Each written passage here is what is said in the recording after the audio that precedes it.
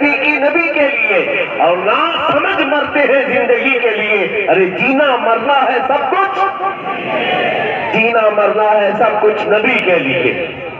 इतनी बात समझ करके चलो, इंशाअल्लाह अज़ीज़, जिस दिन तुम्हें एहसास हो जाएगा मुझे अपनी जान से ज्यादा मेरे नबी की इज्जत की परवाह करनी है, तो फिर तुम्हारे हालात खुद मौला बना देगा।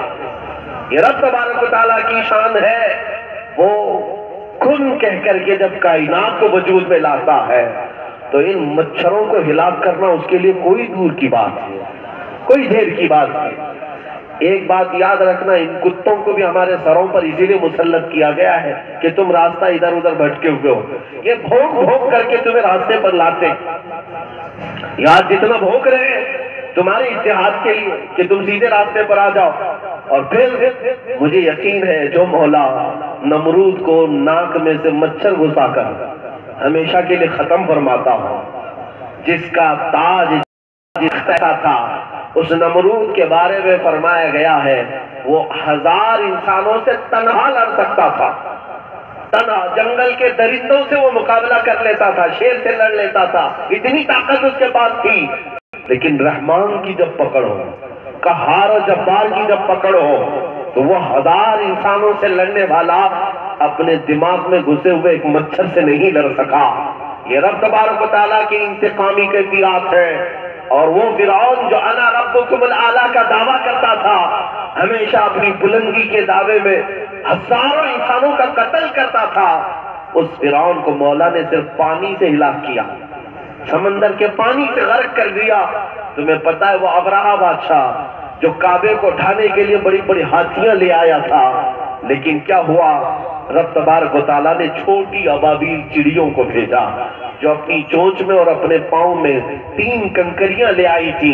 वो कंकरियां ऊपर से गिराती थी, बस तरमीहिम बिहिजारतिन मिन सिज्जील। कुरान में अल्लाह फरमाता है वो कंकरियां जैसी हाथियों पर गिरती, हाथियों के पेट में आग लग जाती थी। पूरी अबरहा की फौज को तहस नहस करके रख दिया। किसने? चिड़ियों ने। वो अबाबील चिड़िया बहुत छोटी सी होती हैं, बहुत छोटी, आज भी मक्का मुकर्रमा में तुम्हें देखने को मिलेंगी।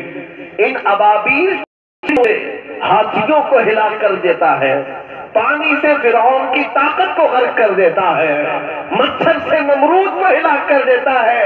उस रहमान और उस कहार जब्बार खुदा के लिए ये बात बरीद नहीं कि यहाँ के भौंकने वाले कुत्तों को भी मौला सिर्फ हल्के जरासीम से भी खत्म फरमाता है, फरमाएगा इंशाअल्लाह। वो हवा चलेगी, वो हवा चलेगी जब इनकी गर्दनों पर जहर बन करके उतरेगी। आप क्या समझते हैं मेरे नबी की शान में भौंकने वाले सदा कायम रह जाते?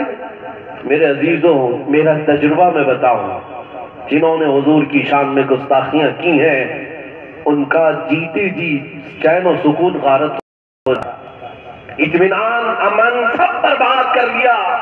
कहीं पर भी दुनिया में रहने वाला, आज की बात नहीं, 14 सदियों से तारीख है, जिन्होंने हुजूर की शान में गुस्ताखियां की हैं, भौंकते हैं, उनका चैन और सुकून गायब है, डर और खौफ से नींद भी गायब है। 10-10, 12-12 बॉडीगार्ड लेकर के चलना पड़ता है, कहीं से कोई ना आ जाए। 8 साल का बच्चा भी आएगा तो डर लगने लगता है। अब नहीं, यह खौफ, यह डर क्यों है? यह गुस्ताखी का नतीजा है। जब हुजूर की शान में भौंकता है आदमी तो उसका चैन, सुकून, नींद सब गायब हो जाता है। लेकिन बिहम्दी ताला इस फकीर को देखो, हजारों के मजमे में मैं तन्हा हूं, लेकिन खौफ इस बात का नहीं है। अजीजा ने गिरामी, आप क्या समझते हैं कि हम अपनों के मजमे में बैठे?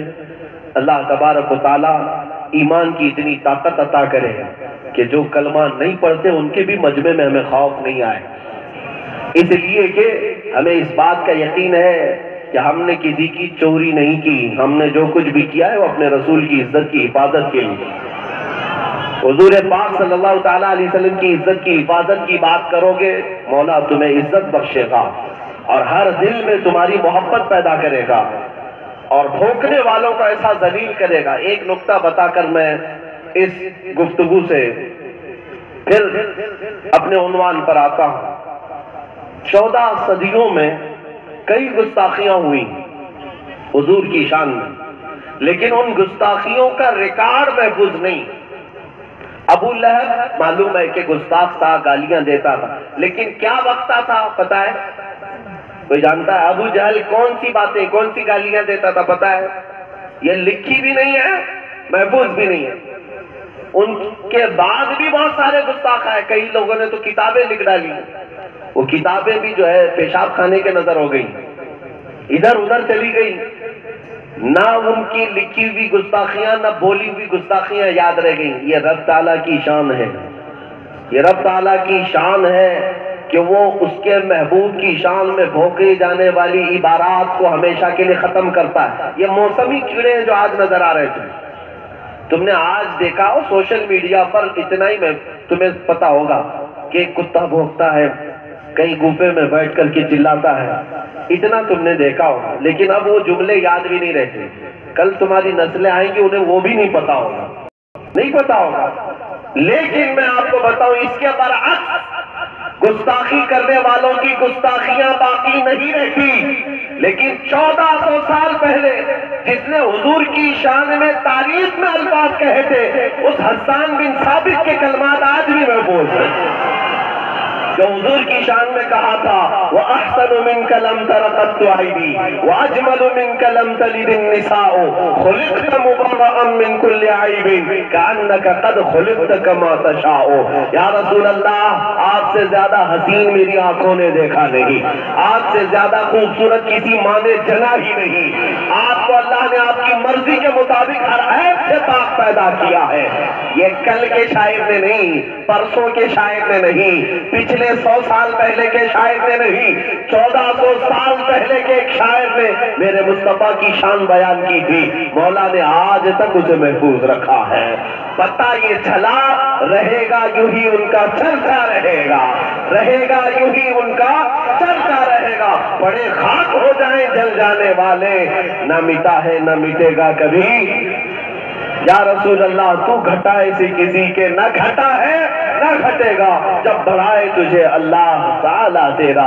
حضور کی شان میں گستاخیاں کرنے والے بھی ختم، ان کی گستاخیاں جو لکھی ہیں یا بولی ہے وہ بھی ختم، لیکن تعریف کرنے والوں کا جملہ بھی محفوظ بھی محفوظ ہے۔ حسان بن ثابت کی بات ہے، آپ کو پتا ہے ہم ہندوستان میں رہتے ہیں، لیکن مصر کی سرزمین، ایجپٹ کی سرزمین میں ایک شہر ہے اسکندریہ، وہاں رہنے والا ایک عاشق رسول شرف الدین بوصیری اپنے لقوا کی حالت میں، اپنے فالج کی بیماری کے عالم میں مصطفیٰ کو درد سے پکارا تھا 700 سال پہلے، اور اس کے اشعار آج ہر سنی کی زبان پر محفوظ ہے۔ یا ربی بالمصطفیٰ بلغ مقاصدنا واغفر لنا ما مضى یا واسع الکرم، مولاي صلی وسلم دائما ابدا على حبیبک خیر الخلق کلہم۔ یہ قصیدہ بردہ سنا ہے کہ نہیں سنا؟ ہندوستانی شاعر کا کلام نہیں ہے، پورا قصیدہ جھوم جھوم کر پڑھتے ہیں، لیکن سمجھ میں کسی کو نہیں آتا۔ کیوں پڑھتے ہو؟ کیوں جھومتے ہو؟ پتہ ہے چلا عاشقوں کی زبان میں لذت ہی کچھ اور ہوتی ہے۔ یہ آپ کرتے ہیں نا، عربی سمجھ میں نہیں آتی پھر بھی جھومتے ہو، قصیدہ ہر نعت خان سے سنتے ہو۔ اس کا الٹا بھی میں نے دیکھا، مصر کی سرزمین میں سارے لوگوں کی زبان عربی ہے۔ ہم کسی محفل میں شریک ہوتے تھے، ایک محفل مولود ہوتی تھی، وہاں مصر کے بڑے بڑے علماء موجود ہوتے، اور جب ہم ہندوستانی چند طلبہ وہاں پر آتے تھے تو محفل کے ختم ہونے کے بعد وہ مصر کے عربی لوگ جو علماء ہیں وہ کھڑے تھے، انت ہندی، کہ تو ہندوستانی ہے؟ کہا امام احمد رضا کے اشعار یاد ہے؟ ہم کہتے ہاں، تو وہ کہتے وہ پڑھو مصطفیٰ جانے رحمت پہ لاکھوں چلو۔ قسم رب ذوالجلال کی ہم وہاں گنگنائے ہیں، ایک بار نہیں، دو بار نہیں، کئی بار، اور پورا سلام پڑھ لیتے۔ میں نے ایک دن اس استاد سے پوچھا آپ کو سمجھ میں آتا ہے؟ اردو زبان ہے، آپ عربی ہے، سمجھ میں آتا ہے؟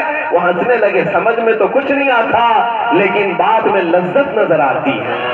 حضور کی یاد ضرور آتی ہے. پتہ یہ چلا حضور کی تعریف کرنے والا پوری دنیا میں کسی بھی زبان کا ہو لیکن دلوں کی لذت الگ ہو جاتی ہے، اس لیے کہ اس کا تعلق مصطفیٰ کریم کی محبت سے ہے. اب میں آپ کو بتاتا ہوں، ہم نے سنا ہے عربی کے قصیدے. تمہیں میں بتاؤں ملا عبد الرحمن جامی جب کہتے تھے تنم پر سودا جا پارا زِ ہجرا یا رسول اللہ، دلم پشمردہ آوارا زِ عصیاں یا رسول اللہ، چوبا شفاعترا کشائی بر گنہگارا مکن محروم جامیرا دراں یا رسول اللہ، چسوئے من گزر آری من مسکین ناداری فدائے نقش نالینک کنم جا یا رسول اللہ. یہ کون سا کلام ہے؟ فارسی کلام، فارسی کلام ہے. اور حضور کا ایک عاشق علامہ عبد الرحمن جامی، یہ کلام بھی ایسا ہے کہ یہ لکھ کر کے وہ جا رہے تھے مدینے میں حضور کو سنانے کے لیے. میرے آقا مکہ کے گورنر کے خواب میں آ کر فرماتے ہیں عبد الرحمن جامی کو مدینہ روک لینا، اس لیے کہ وہ آ کر میری قبر کے پاس یہ کلام سنائے گا تو مجھے قبر سے باہر آنا ہوگا. کلام میں اتنی بھی تاثیر ہے میرے عزیزو، حضور پاک صلی اللہ علیہ وسلم تک پہنچتے ہیں. اب سنو، فارسی میں کئی بھی چیزیں محفوظ ہیں، عربی میں کئی بھی باتیں بھی محفوظ ہیں، ہر زبان کی جو حضور کی تعریف کی گئی وہ سب محفوظ ہے. بلاؤ ان پاکھنڈیوں کو، کہاں ہے تمہارے باپ داداؤں کی گستاخیاں؟ کہاں ہے تمہارے باپ داداؤں کی گستاخیاں؟ کہاں چلے گئے تمہارے وہ سارے چوزے جو بھونکتے تھے اپنے اپنے وقت کی طاقتوں کو دیکھ کر کے؟ آج بھی مجھے پتا ہے تمہاری اپنی حیثیت کچھ نہیں، تمہاری اپنی حیثیت کچھ نہیں. جن کی حیثیت اتنی کہ 8 سال کے بچے کو